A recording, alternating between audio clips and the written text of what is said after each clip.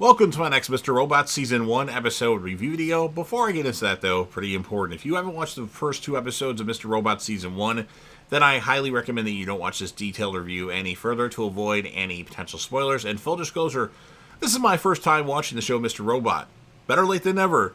I heard many good things about it over the years, so I finally decided to check it out. So join me on the journey and let's discuss this hopefully amazing and awesome show in the comment section. So with all that said, this will be Mr. Robot Season 1, Episode 2. The title of the episode is A Computer File. I believe it's supposed to mean ones and zeros, and this will be my first time watch review reaction recap after just finishing watching the episode.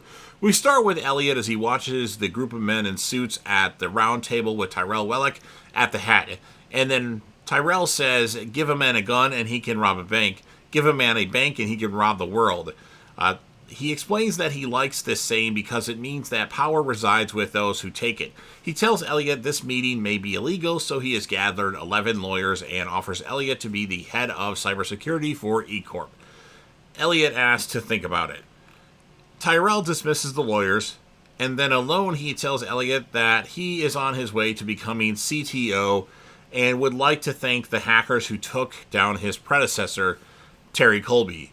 He informs him that E-Corp will be internalizing their network by the end of the quarter, so Allsafe will be cut loose and go out of business. Thus, Elliot should be with him, and Elliot declines. Elliot is driven home by Mr. Sutherland, who gives him a number to reach Tyrell. Walking to his apartment, Elliot comes across his neighbor slash drug dealer, Shayla, bickering with Fernando Vera. As he drives away, Shayla tells Elliot that he was just an employee that can't take a hint. Elliot asks for a refill, but Shayla is hesitant because she doesn't have withdrawal meds to go with it. Elliot insists anyway. Elliot snorts some of the morphine and then goes to work hacking Tyrell. He finds that Tyrell's password to E-Corp mail system is trivial and starts to look through the mail and then comments to the viewer that this was too easy.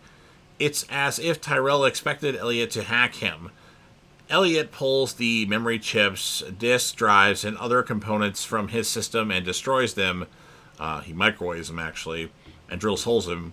He puts all of the ruined bits into the trash bag and goes out and tosses it into a subway station trash bin.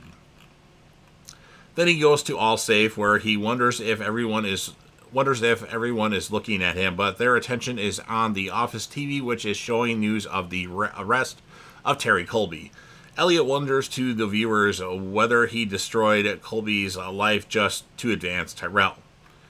Gideon calls Elliot in and gives him a raise, a recognition for saving the company, but Gideon is curious about the DAT file and why Elliot didn't talk about it at the meeting. Elliot tells the viewer he's worried about how much Gideon is suspecting, but says that he wasn't really sure if the DAT file was anything else. It could have been just junk. Gideon, however, is satisfied but wants Elliot to keep investigating since the F Society hackers could do anything. Elliot is alarmed. How does Gideon even know the name F Society? Gideon shows him a video that the group just released. In the video, a figure in a mask and with the filter distorts the voice represents F Society. It addresses Evil Corporation and says we have been watching. We know evil. E-Corp is and all that it has done to oppress humanity. And we have collected tons of data stolen from E-Corp systems, dirt that would bring down E-Corp if released. And they will release it unless their demands are met. The release of their leader, Terry Colby, the freeing of all of the debts of the world debitors, and dismantling of E-Corp. The people of the world no longer accept your economic slavery. And then outside on a busy sidewalk, Angela and Ollie run into Elliot. They congratulate Elliot on saving the company and invite him to dinner. Elliot pauses uncertain and then notices in the crowd two men in black coats looking like E-Corp security men moving towards him. He quickly accepts their offer and hurries off home.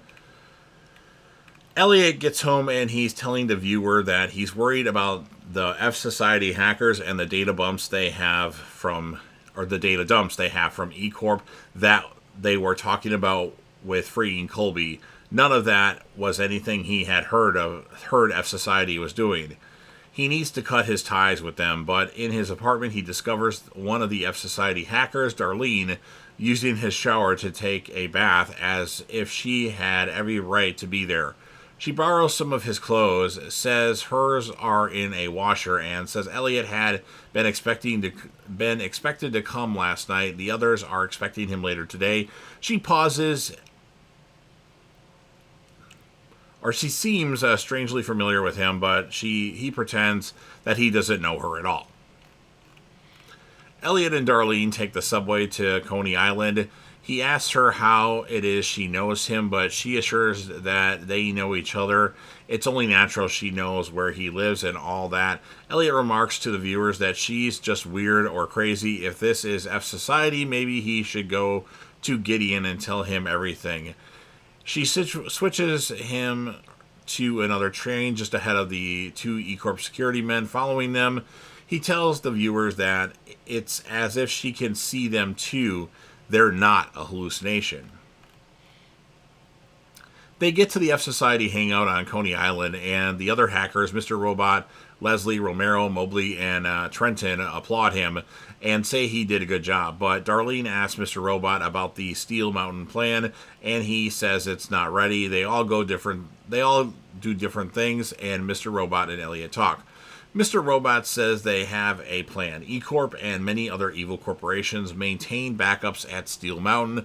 That's a secure place where what we can do is Elliot can use his all-safe clearance to hack the Comet natural gas plant near Steel Mountain. We're working on what to do there to cause a natural gas explosion that will destroy the Steel Mountain facility. Elliot is a guest of this and asks if the other hackers know this plan, and Mr. Robot says Elliot is the first. This is way outside Elliot's comfort zone. He says he's not killing anyone. As Elliot goes to leave, Mr. Robot asks, "Are you a 1 or a 0? Are you a yes or a no? Are you going to act or not?" Elliot refuses. Life's not that binary. But Mr. Robot continues. Beneath every choice, there's either a 1 or a 0. Elliot leaves, though Mr. Robot says if he leaves, he's gone from the group. Don't come back. During a subway trip home, Elliot wonders to the viewers whether he should turn F Society in. He arrives home and checks in at Shayla's and only discovers Fernando Vera there, dressed only in underwear, and says that Shayla is in the tub and doesn't want to disturb her. Or he doesn't want him to disturb her. They talk, Elliot, uncomfortably about Elliot's drug use, while Elliot explains to the viewer on what he's found about Vera. He's the worst human being he's ever hacked, running drugs, porn, and guns, and his e-business is terribly unsecured to the evidence of all that, including killing rivals, is all available. It would be easy to turn Vera in, but he's Shayla's only supplier, so Elliot needs him. Vera gets dressed and leaves, leaving behind the hint backed up by his gun. Shayla is his. Only once Vera is gone, Elliot breaks into the bathroom and finds Shayla bruised and drugged out in the tub. She says Vera came over, they smoked some, and that's all she remembers. It's clear she has been drugged and raped, but she doesn't want Elliot to do anything about Vera. She needs his money. Elliot walks the streets, musing to the viewer on how Mr. Robot is right. We have to pick yes or no. He could do nothing, keep getting his drugs from Vera and Shayla, but Vera kills people and has just raped Shayla. Elliot says he has no choice.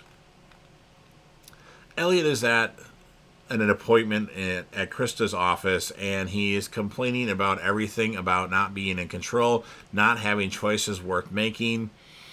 We think we can make choices, but they're trivial, like which of 2 drinks we want, but none of it really matters.